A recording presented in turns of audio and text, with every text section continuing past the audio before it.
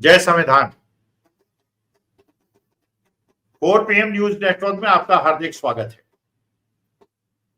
देखिए, शंकराचार्य महोदय ने, जिनका सभी सनातन धर्मी बहुत ज्यादा सम्मान करते हैं और जिनको बड़ी श्रद्धा की दृष्टि से देखते हैं, क्योंकि हम लोग तो चलिए उस गुरुकुल परंपरा से नहीं पढ़े, हमने तो जो साधारण जीवन होता है स्कूल कॉलेजेस में पढ़े, और जो हमारी पुरानी गुरु शिष्य परंपरा है उसके अनुसार शंकराचार्यों की शिक्षा दीक्षा होती है। ये शायद आपको पता हो।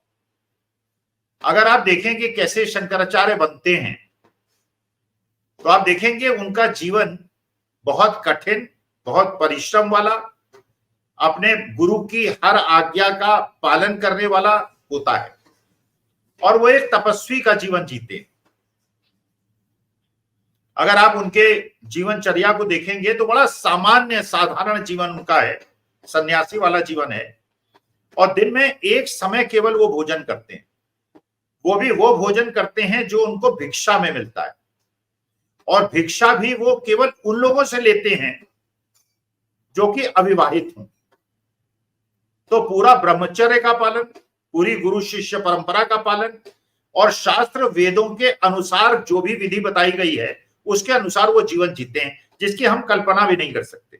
हम समझ भी नहीं सकते कि इस प्रकार का सात्विक जीवन कोई आदमी जी सकता है, लेकिन संत महात्मा ऐसे ही होते हैं, सन्यासी ऐसे ही होते हैं।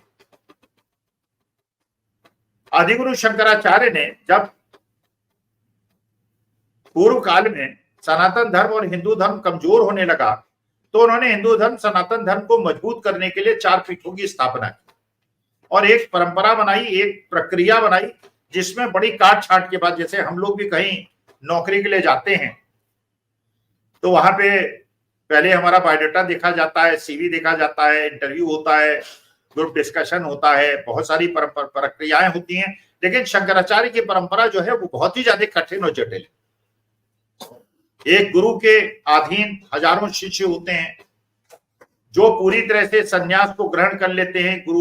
गुरुकुल पद्धति से वहां पे उनकी शिक्षा दीक्षा होती है और उसके बाद गुरु उनमें से जो सबसे योग्यतम शिष्य होता है उसको चुनते हैं और उसको अगला शंकराचार्य बनने का सौभाग्य प्राप्त होता है।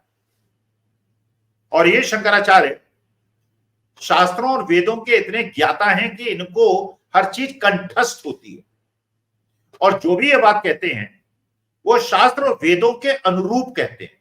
इनका कोई व्यक्तिगत विचार नहीं होता। जैसे सुप्रीम कोर्ट के जज और हाई कोर्ट के जज जो होते हैं वो इंटरप्रेट करते हैं लॉ,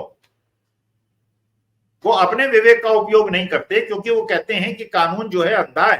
जब आपने देखा होगा कि कानून के अदालत के अंदर जो कानून की देवी है उसकी आंखों में पट्टी बंधी रहती है, वो कानून के अनुसार इंटरप्रेट करके, कॉन्स्टिट्यूशन को इंटरप्रेट करके निर्णय लेते हैं। उसी प्रकार से जो शंकराचार्य हैं वो जो शास्त्र और वेदों के अनुरूप चीज है, अनुकूल चीज है, उसको इंटरप्रेट करके हर चीज पे अपनी प्रतिक्रिया देते हैं। ना वो राजनीति से उनका कोई लेना देना होता है, ना उनका किसी प्रकार का कोई लगाव देश होता है। वो असली सन्यासी होते हैं।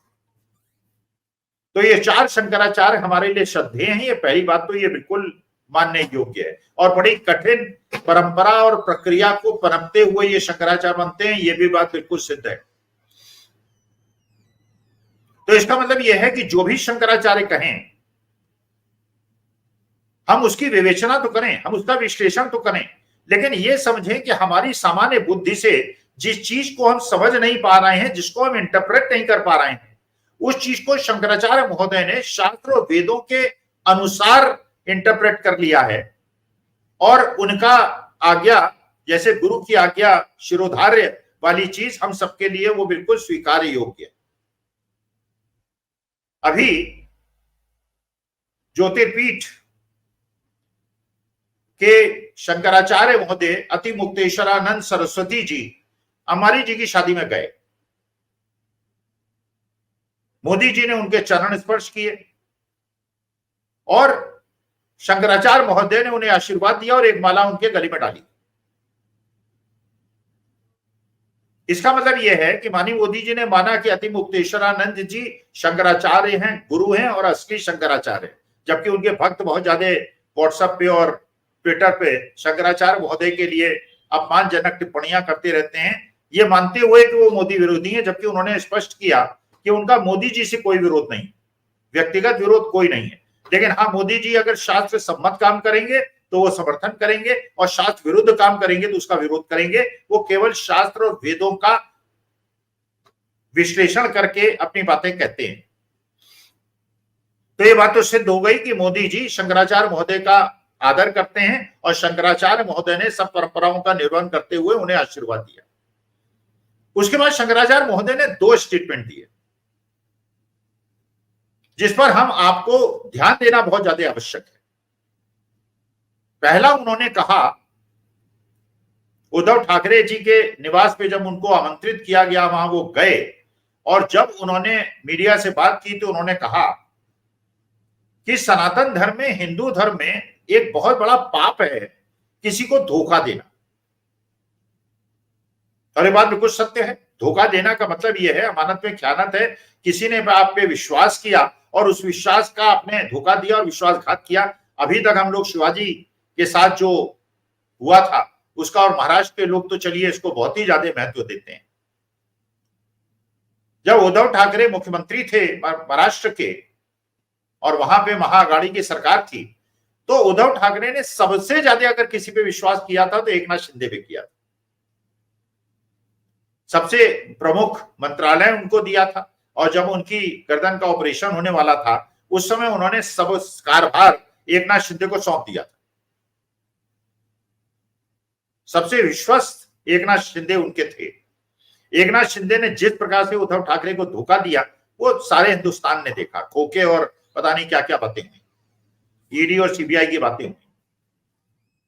और उसी प्रकार से अजीत पवार ने अपने चाचा शरद पवार को धोखा दिया, जबकि शरद पवार ने ही अपने भाई की मृत्यु के बाद अजीत पवार को पाला पोसा, उन्हें आगे बढ़ाया, राजनीतिक कद उनका बढ़ाया, और एक प्रकार से उन्होंने ये बंटवारा सा कर दिया था कि सुप्रिया सुले उनकी बेटी दिल्ली की राजनीति देखेंगी और अजीत पवार महाराष्ट्र की राजनीति देखेंगे।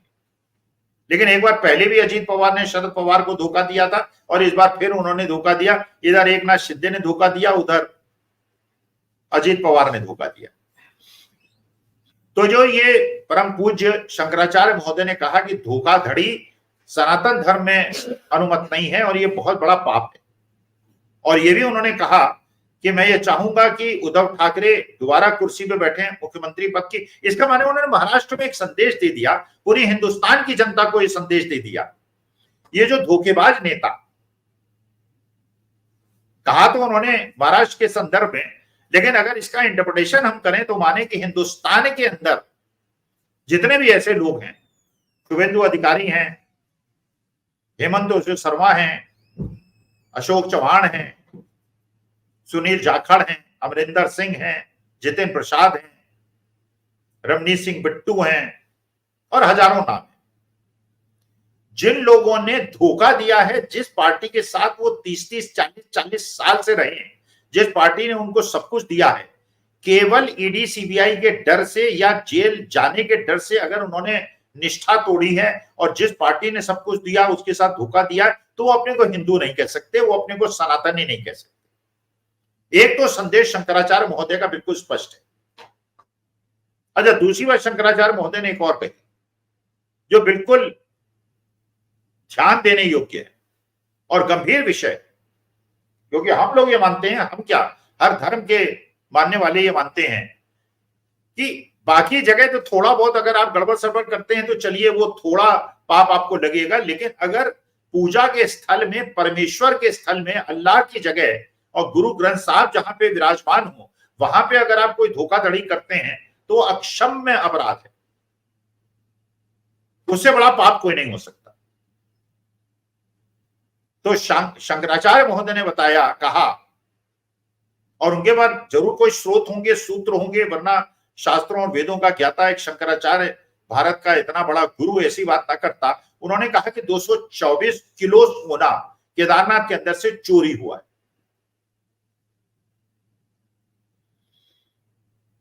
अब ये तो जांच का विषय है, प्रशासन इसको, अब चोरी कौन करेगा? मानी बात है, जिसके हाथ लंबे होंगे, जिस पर ताकत होगी, जिसके बाद राजनीतिक ताकत होगी, प्रशासनिक ताकत होगी। किसने चोरी की, किसने इतनी जरूरत की महादेव के दरबार से उसने सोना चोरी कर लिया? सोना लगा भी था या नहीं लगा था, या पीतल लगा था उसको सोना बता के कहा गया?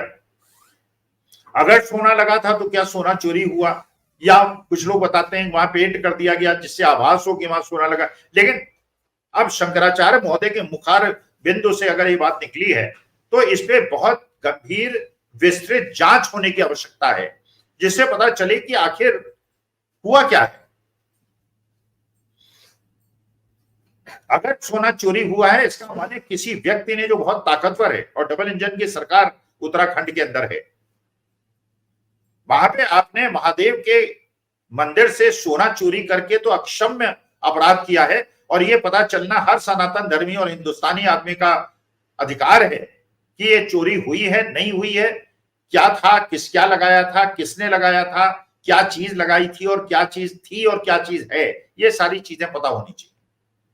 क्योंकि जैसे आपने देखा था कि उज्जैन के महाकाल में जो स्ट्रक्चर्स खड़े किए गए थे वो जरा सी हवा चलने में टूट गए थे। आपने देखा कि अयोध्या के अंदर किस प्रकार से जमीनों का बंदर बांट हुआ और उसको एक धार्मिक स्थल से उसको पर्यटन स्थल में बदल दिया गया। काशी को भी धार्मिक स्थल से पर्यटन स्थल में बदल दिया गया। मैं काशी का पढ़ा हुआ हूं इसलिए जानता हूं, काशी इसलिए श्रद्धेय थी कि वो सन्यासियों की नगरी थी, वो साधुओं की नगरी थी, वो महादेव की नगरी थी। वहां पे वैराग्य ही चारों तरफ व्याप्त होता था, बहुत ज्यादा धन की इच्छा नहीं होती थी। सन्यास काशी में घुसते ही आपको अलग प्रकार का एक शहर मिला करता था। लेकिन अब वो पर्यटन स्थल में बदल गया है। अब वहां क्रूज चलती है, वहां पे बड़े बड़े होटल हैं, बड़े बड़े रेस्टोरेंट हैं और अमीर लोग वहां जाते हैं और मंदिर के दर्शन के लिए टिकट लगते हैं। महाकालेश्वर में भी लगते हैं, महाकाल में भी लगते हैं। हर चीज को कमर्शलाइज कर दिया गया, हर जगह पैसा। जगन्नाथपुरी के अंदर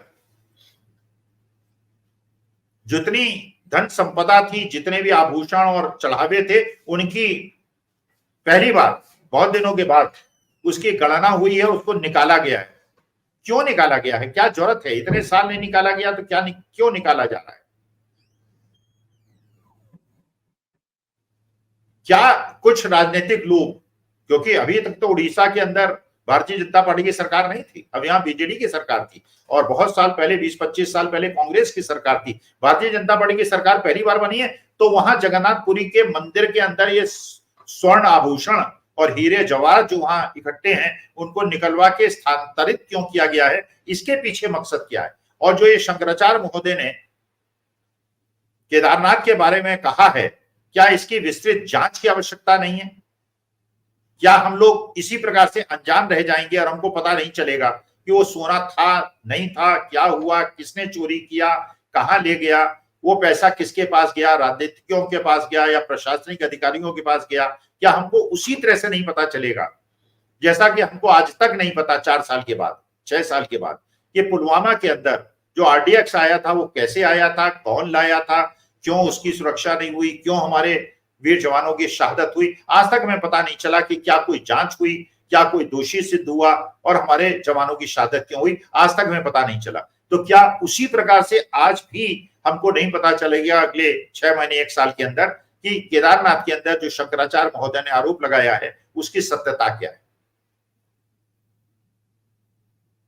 तो शंकराचार्य महोदय ने बेसिकली राजनीतिक बात नहीं की है, उन्होंने आध्यात्मिक बात की है। उन्होंने कहा है कि धोखा देने वाले ये राजनीतिक, वैसे इस बार के इलेक्शन में ज्यादातर जो धोखा देने वाले लोग थे वो चुनाव हारे हैं। मैंने जनता ने पसंद नहीं किया, शंकराचार्य ने जो कहा है उसको माना है कि धोखा देने वाले हिंदू और सनातनी नहीं होते।